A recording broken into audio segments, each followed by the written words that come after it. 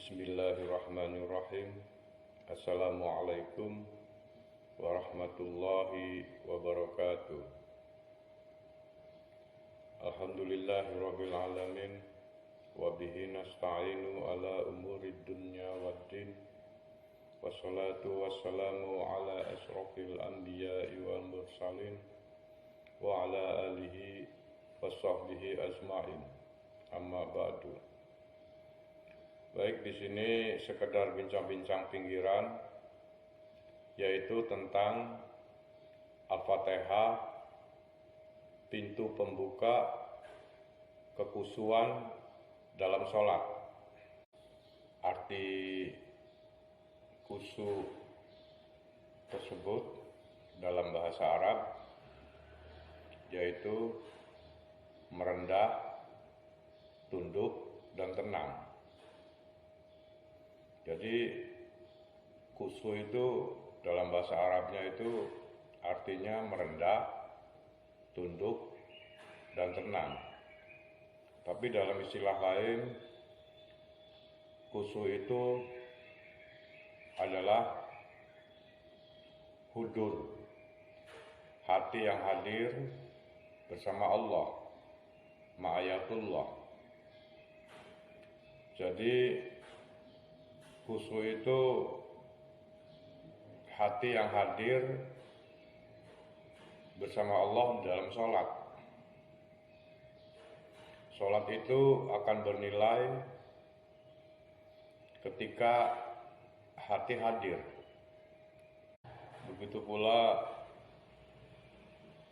tentang Al-Fatihah. Kita melaksanakan sholat tanpa membaca Al-Fatihah, sholatnya tidak sah. Sesuai apa yang disampaikan oleh Imam Al-Ghazali yang menyebutkan suatu hadis Nabi SAW, yaitu tiada sholat yang sah tanpa membaca Al-Fatihah. Begitu pula surat Al-Fatihah itu banyak keutamaannya. Di antaranya di sini akan disampaikan 3 keutamaan. Yang pertama, Al-Fatihah itu adalah Fatihatul Kitab, yaitu pembuka kitab Al-Quran. Yang kedua, Fatihah adalah Ummul Quran, yaitu induk kitab Al-Quran. Yang ketiga, Al-Fatihah itu adalah Sab'u Matsani, karena surat Al-Fatihah itu diturunkan kepada Nabi Muhammad 2 kali. Yang pertama di Madinah dan kota Mekah. Allah Subhanahu wa ta'ala berfirman, dan sesungguhnya kami telah berikan kepadamu 7 ayat yang dibaca berulang-ulang, surat Al-Fatihah dan Al-Quran yang agung. Quran surat Al-Hijr ayat 87. Di sini disebutkan Allah menyampaikan tentang Al-Fatihah yang sering disebut berulang-ulang, yaitu 7 ayat itu. Ya, kita di dalam sholat kadang pikiran jalan-jalan kemana-mana.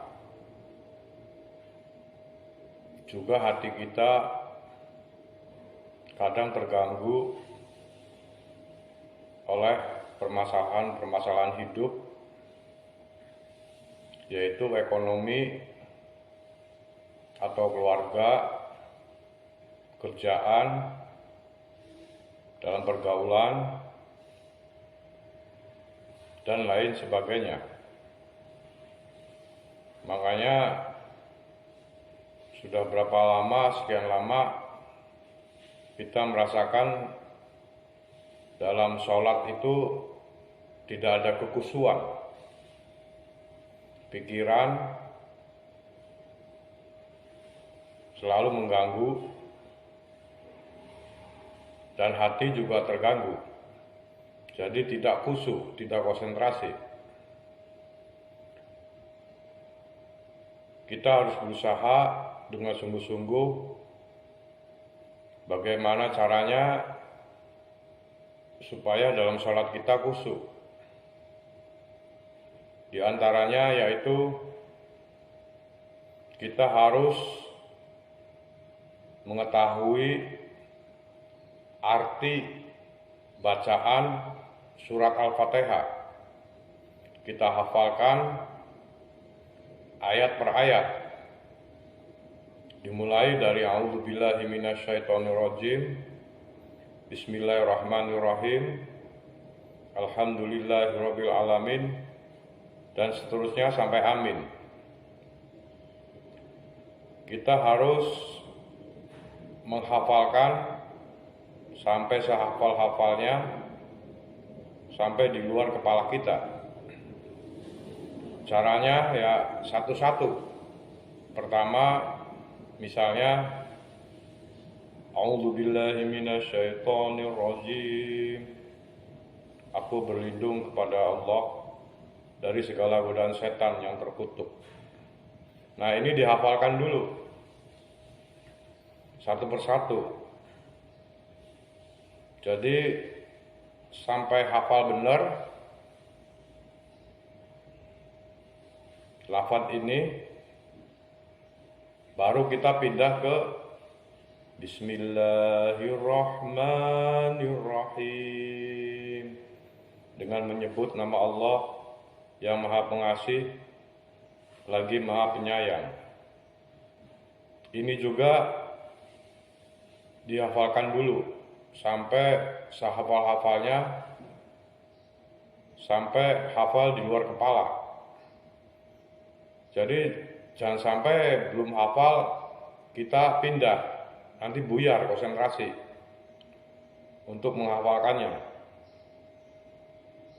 Setelah Bismillahirrahmanirrahim hafal, baru lanjut ke Alhamdulillahirabbil alamin. Segala puji bagi Allah, Tuhan semesta alam. Sama ini juga sampai hafal benar. Kemudian baru pindah. Kalau belum hafal jangan sampai pindah dulu. Dilanjut Ar-Rahmanir-Rahim. Yang Maha Pengasih lagi Maha Penyayang. Dan seterusnya sampai amin. Itu dihafalin sampai betul-betul hafal di luar kepala surat Al-Fatihah ini. Setelah kita yakin ini hafal, kemudian kita terapkan, kita sinkronkan dalam sholat kita. Dalam arti saat kita membaca surat Al-Fatihah, kita sinkronkan antara bacaan dan artinya. Jadi kita bisa menghayati, bisa memahami apa yang kita baca. Jadi tidak asal baca saja. Yang itu mudah sekali terpengaruh oleh pikiran-pikiran atau keadaan hati yang tidak menentu. Ya memang awal-awalnya saat mensinkronkan antara bacaan dan arti sholat itu agak lambat sholatnya, tidak ada masalah. Yang penting kita tujuannya untuk mencapai kekhusyuan, dalam sholat. Nanti setelah kita sudah bisa mensinkronkan, secara tidak sadar kita membaca Bismillahirrahmanirrahim, nanti artinya akan ngikut. Jadi sudah menyatu, berbarengan. Alhamdulillahirabbil alamin. Segala puji bagi Allah, Tuhan semesta alam. Itu nanti berbarengan antara yang kita baca dengan arti. Keluarnya itu berbarengan. Makanya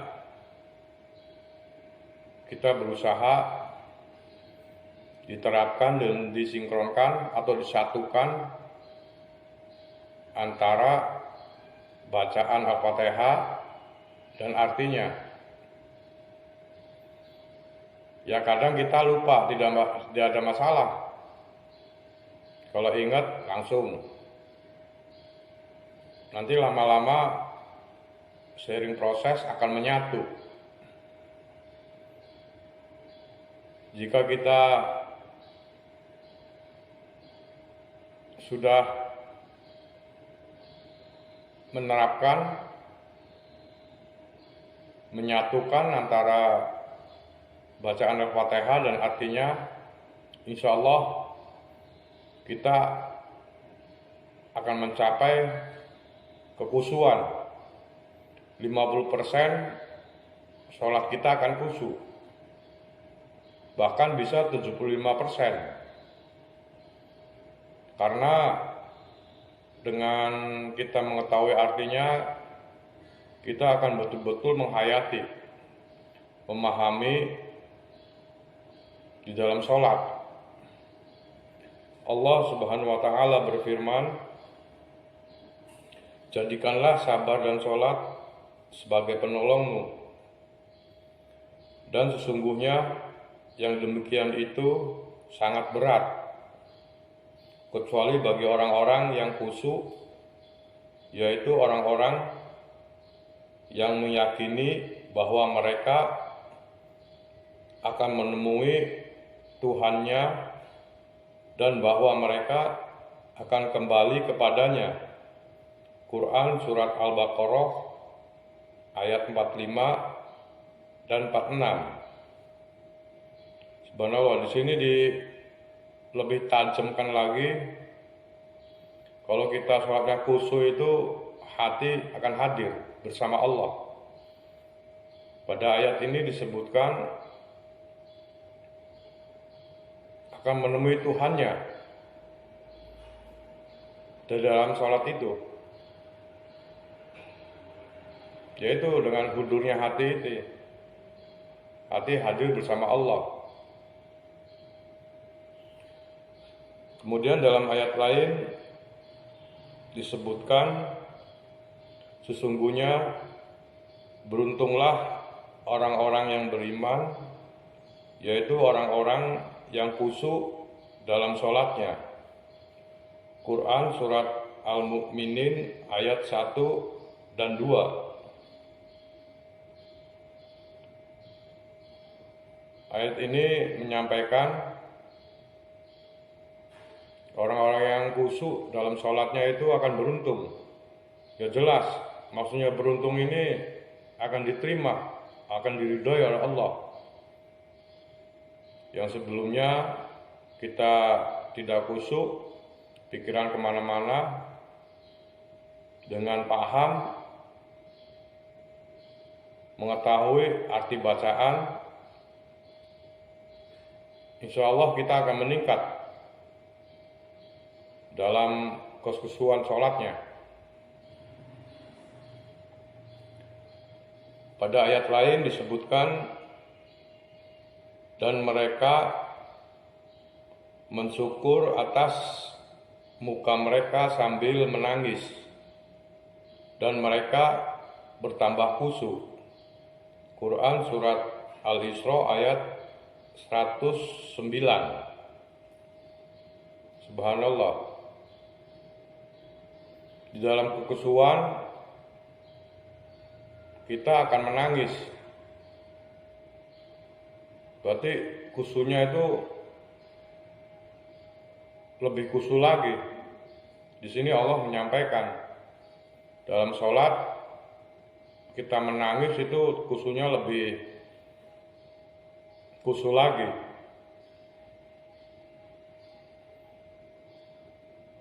Misalnya ada pikiran-pikiran mengganggu, insya Allah dengan memahami, menghayati arti bacaan sholat, seiring proses akan bisa menangkal. Maksudnya saat kita sholat, pikiran melayang kemana-mana, nanti akan cepat kembali khusyuk lagi. Atau hati terpengaruh oleh masalah-masalah kehidupan, nanti akan cepat khusyuk lagi. Karena kita dengan mengetahui arti bacaan yang kita baca, kita dalam sholat akan timbul, kita tidak main-main. Kita ini sedang menghadap Allah. Kita ini sedang menyembah Allah. Kita ini sedang berdialog, berinteraksi dengan Allah. Makanya pikiran akan lewat, tidak akan sampai masuk diikutin. Yang sebelumnya kita belum tahu artinya, ada yang tahu juga belum diterapkan. Saat pikiran mengganggu, kita ikutin. Saat hati terganggu, permasalahan hidup, kita ikutin terus. Makanya tidak sadar, sholatnya tidak khusyuk. Jadi kita berusaha sebagai manusia, sebagai umat muslim, untuk mengadakan perubahan. Jujur aja harus kita akui, sudah berapa lama, berapa tahun kita dalam sholat merasakan dalam hati mengatakan tidak khusyuk, karena sering terganggu oleh pikiran dan keadaan hati. Makanya segera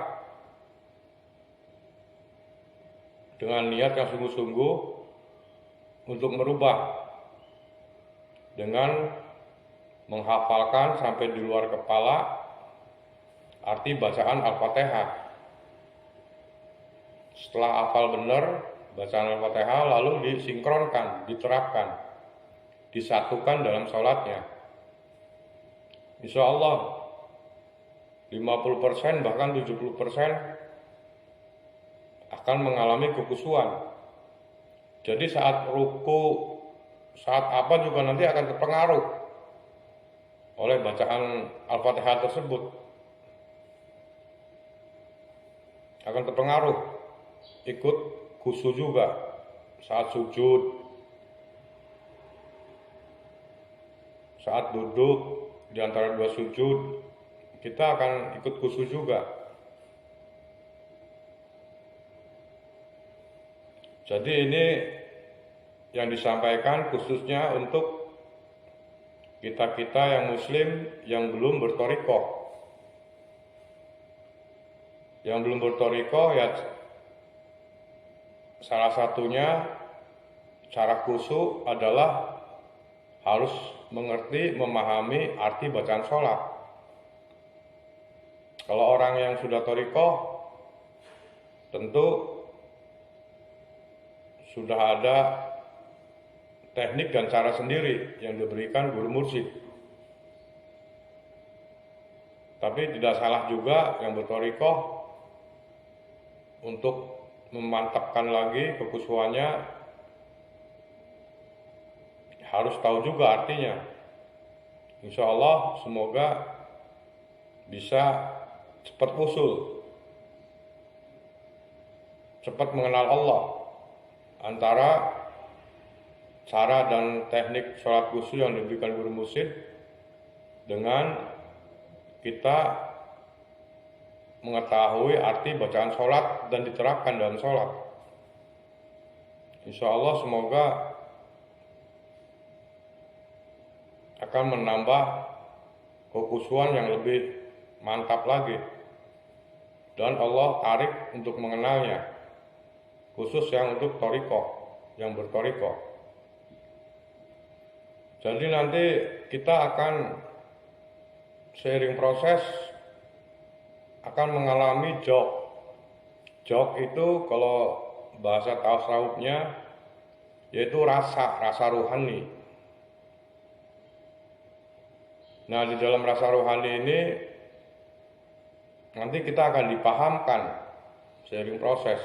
Jadi bukan hanya sekedar kita mengerti artinya, nanti akan dipahamkan oleh Allah secara mendalam lagi.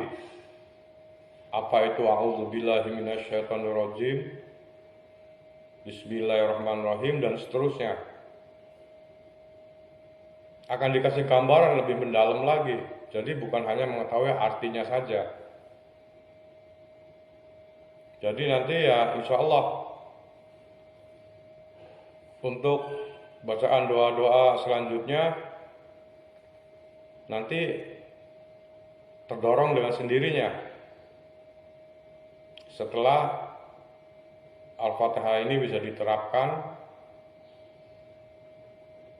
nanti dengan sendirinya bacaan sujud juga dia akan menghafalkan juga. Jangan coba-coba kalau Al-Fatihah belum menyatu untuk menghafalkan bacaan lain. Mantapkan dulu Al-Fatihah, satukan dulu arti dan bacaannya dalam sholat. Setelah itu mantap, silakan hafalkan arti saat doa sujud, saat ruku, atau dan lain-lain sebagainya.